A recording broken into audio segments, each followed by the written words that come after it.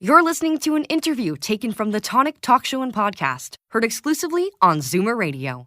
To download or listen to the original episode or other episodes of The Tonic, please visit thetonic.ca. Joel Thuna is a master herbalist and general manager of Purely Natural. He strives to improve the quality of natural products in the market and passes along his formidable knowledge of herbal remedies through lectures and articles.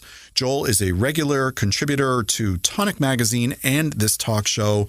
Welcome back to the show, sir. How are you? I'm doing amazing, and as always, thank you for having me. Well, it's always a pleasure because, you always roll up your sleeves and put in the good work to get the good information for our listeners. And this show is interesting to me because as we're both getting older, there's an issue that creeps in for everybody, and that is our cognitive abilities. Oh, yeah. And, contrary to what people think, there are lots of lifestyle choices and food choices and supplement choices that we can make that actually will impact upon that, right? Definitely, without question. So let's start at the beginning like we like to do, and let's define what cognition is. Well, cognition, to get clinical, is a term referring to the mental processes involved in gaining knowledge and comprehension. These processes include thinking, knowing, remembering, judging, and problem solving. And these also include the higher level functions of the brain, which include language, imagination, perception, and planning. Essentially, it's anything you can think of that you use your brain for. Which is pretty much everything. Pretty much. And I think, if our listeners take away anything from this conversation today, it is the fundamental interconnectedness of our brain to our bodies and how it all impacts each other. So I guess the message is, if you're keeping generally healthy, you're probably doing a good job of keeping your brain healthy. Definitely. You can't separate them. It's right. Physically impossible. Let's talk about the factors that might impact somebody's cognition. Obviously, the first one is, of course, age. As we age, our cognition sort of dissipates. Yeah? Yes, it does. But that being said, if I start at level 10,000, when I hit 65, 70, etc., I might go down to 9,000. Right. If I've been taking really cruddy care of my body and I start at 2,000, then when I hit 65, 70, etc., I can't go all the way back up to 6. Right. I'm starting at 2, and it's going down from there. Right. Now, that all being said, there was a fascinating study conducted in 2017 to identify the factors affecting cognitive function of elderly people in a community in Korea, actually Incheon. Researchers found significant differences in cognitive function according to gender, age, education, social activities, number of other diseases, as well as alcohol and drug use. Here's the cool thing. When gender, age, and education are controlled, the key factors then become depression, cohabitation, and social activities. Yes, which are all within our control. Yeah. When they looked deeper at the data, they found they could explain the gender differences due to differences in education. Because if you think about it, the study was in 2017. You had people who were seniors at that point in time go back, and women were less likely to be in school. Right. So once they got rid of that, the factors affecting cognitive function were the same for men and women with one exception, and that was high cholesterol. High cholesterol was a significant factor, but only for women. That's interesting. It is. Do they know why? They weren't able to explain why. Okay. Then they had another follow-up study, because this one was so cool, and they found the variables in this study, and this one was held in Turkey, were age, residency, which is the phrase they used, smoking, and number of unhealthy mental days. And to break that down, basically they found that if you lived in your own home, be it with family or other people, you were less likely to have cognitive decline than if you were in a cohabit space with other people not part of your family.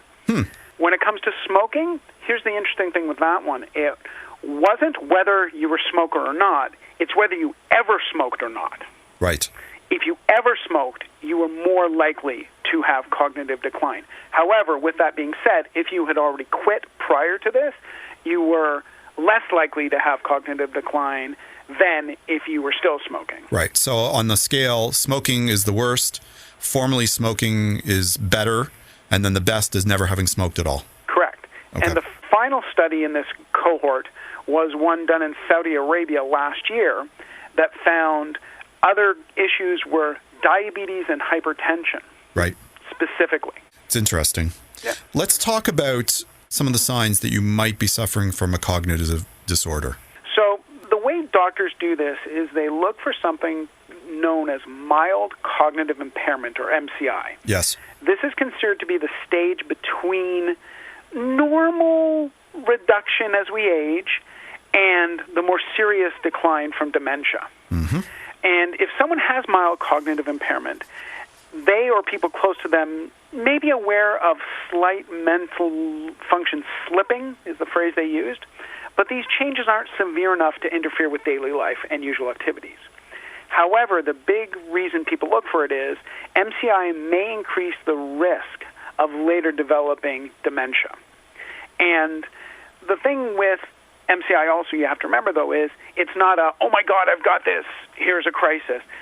You can control it. There are many people who they have mild MCI and then they never get worse, and some even get better after taking action. Right. So it's not a sentence to anything. I just want to make sure people understand that. Right. So MCI is characterized by forgetting, losing trains of thoughts or threads of conversation, becoming impulsive, and showing poor judgment that you didn't have before. And the more big issues are depression, irritability and aggression, anxiety and apathy. But those aren't in everyone. Right. Those are occasionals. Right. And certain people have, as you mentioned, I think a moment ago, certain people are going to be predisposed to having some of that before. Like if you're moody beforehand or you're anxious beforehand, that doesn't mean that you have MCI, but but if it gets noticeably worse, that may be something to look into. Yep. Yeah, MCI is all about changes from baseline. Okay. So it just may be harder to diagnose in somebody that already has these conditions, yes? Correct. Okay. Definitely. So let's start with lifestyle choices that we can make that might improve our ability to cope with declining cognitive ability or might even help reverse it. Definitely. Here, this is the easiest section I've ever had for any paper I've ever done because in 2019, the World Health Organization published a review, a very comprehensive one, of different dementia prevention strategies, and literally I just took this right from their book. Yes. They did 7 things. One, they say, is physical activity, where physical activity has a beneficial effect on cognitive functions, and benefits are greater for aerobic training compared to resistance training. And that just kind of makes sense. Stopping smoking, that one I'm sure everyone knows. The part I didn't know, though, is that people who smoke are at a higher risk of developing all types of dementia and up to a 79% increased risk of Alzheimer's disease specifically. That's a huge number. Right. Yeah. Nutrition and diet, that one's a given. Studies suggest a healthy diet is associated with larger brain volume, so bigger brains, and better cognitive performance. They didn't go as far as saying specific diet you should do. They're saying healthy diet in general. But the Mediterranean diet has been the most extensively studied for both heart health and cognitive health. Reducing alcohol, this one's an easy one. Take alcohol, brain declines. Yeah. Yep. Cognitive interventions, and this one just needs a little bit of explanation. Lifelong learning is associated with cognitive health. Yes. When we're young and we're kids, we're in school all the time, we're learning, we're like sponges, so it makes sense. As we age, we tend to be less and less into it, spend more time in front of screens that are passive, et cetera, et cetera. What they have found is that the more you do to stress your brain and work it hard, the more it comes back and helps you. Essentially, it's a muscle, and you have to exercise it. Sudoku, crosswords, things like that, they do help. Yeah, neuroplasticity, which we've discussed on the show before, but not for a while. So this concept of exercising your brain. I've heard, I do puzzles all the time. I do crosswords, I do Sudoku, and there's 2 schools of thought. One, that it helps, or 2, that really all it does is it teaches you how to think in a certain way that you tend to repeat. I think the focus for neuroplasticity is on the creative side. So learning how to become a potter, painting, Painting's wonderful. Music. Music, exactly. Writing, learning a new language. All of those things which are open-ended and require your engagement, both your left and your right side of the brain, are going to help with neuroplasticity. Definitely. And one of the nice things you could say about the lockdowns is all these courses now are online and free. Yes. There's tons of them out there. If you want to learn anything you've ever thought of, you can learn it now online. Right.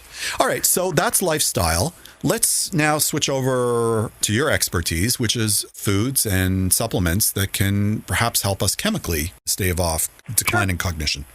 Well, it makes sense that a healthy diet leads to better cognition and overall health. Yes. When this one I say, try going organic wherever possible, both with your food and your supplements, to avoid chemicals that can harm you. Yes. It just makes sense. As stated earlier, the Mediterranean diet is a good starting point as it contains foods we know help brain health and performance. Those being omega-3 fatty fish. They contain the omega-3 DHA. It's a long-chain fat found in your brain. It's found everywhere, but it's massively concentrated in your brain. Dietary consumption of omega-3 is one of the best studied interactions between food and brain health. Antioxidant-rich fruits and veggies, broccoli, berries, kale, etc. They help slow memory loss. And although not a fruit or a veggie, dark chocolate falls into the same category because it's antioxidant-rich as well. Mm-hmm. Spices, in this case, turmeric, oregano, cinnamon, and pepper. They help protect our brain cells from the wear and tear of aging. And please make sure and note, salt is not a spice. Yes, exactly. Vitamin E-rich nuts and seeds, walnuts, almonds, hazelnuts, pumpkin seeds, sesame seeds, are all nutrition powerhouses and some of the most concentrated sources of vitamin E available. They are all generally associated with less age-related cognitive decline. Also, as an added bonus, vitamin E helps protect omega-3 in the brain. Mm-hmm. The next one is real tea. And what I mean when I say that is I mean either green tea or black tea, not herbal teas. Real tea is rich in antioxidants and includes two key brain boosters, caffeine and L-theanine. Yes. Multiple research studies have shown that L-theanine and caffeine together in combination, not separately, are massively beneficial for improving cognitive performance. Along with this, we have to talk about what to avoid. Yep. Avoid saturated fats. They're unhealthy on numerous levels, but specifically with brain health, they promote cognitive decline and they make existing cognitive decline worse as we age. Yes. They're just nasty.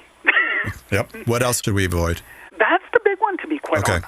What about having too many processed foods or sugars, right, that are going to cause spikes throughout the day and sort of throw your rhythms off, yeah?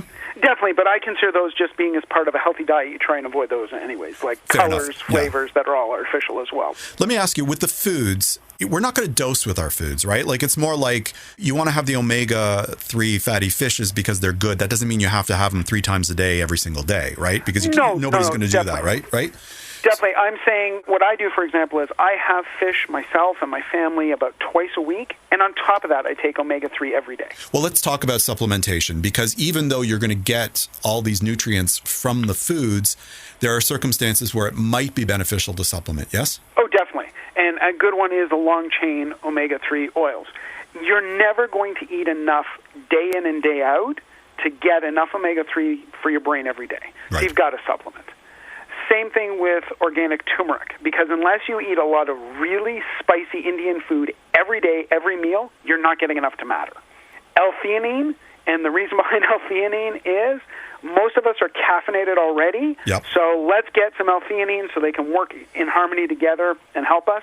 Vitamin E, just because no matter how much you get in your food, it's just not enough. Okay. Now, things we haven't discussed are the B vitamins. Yes. Specifically, vitamin B6, B12, and folate. They have all been shown to have positive effects on memory performance. Vitamin D has been shown to preserve cognition in elderly specifically. Here's one I'm sure most of your people have never heard of. Vitamin K2. There is a direct correlation between vitamin K levels and cognitive performance, especially in older adults. This can be traced to the vitamin's potent inhibition of vascular calcification. When it comes to herbs, you've got ginkgo biloba, which improves cognitive function by promoting good blood circulations throughout the body and the brain. Organic ginseng, which improves brain function like memory, behavior, and mood while protecting the brain from free radical damage. And ashwagandha, which is also known as Indian ginseng, which promotes concentration and memory. Mm-hmm. And the last nutrient I'm going to talk about is choline. Choline is a nutrient required to produce acetylcholine, a neurotransmitter that plays a vital role in regulating your memory, your mood, and overall cognitive function. Fantastic. Well, thank you so much for coming on the show today. It is always my pleasure. You're going to come back next month, yes? Oh, definitely. I've already started working on that one. Excellent.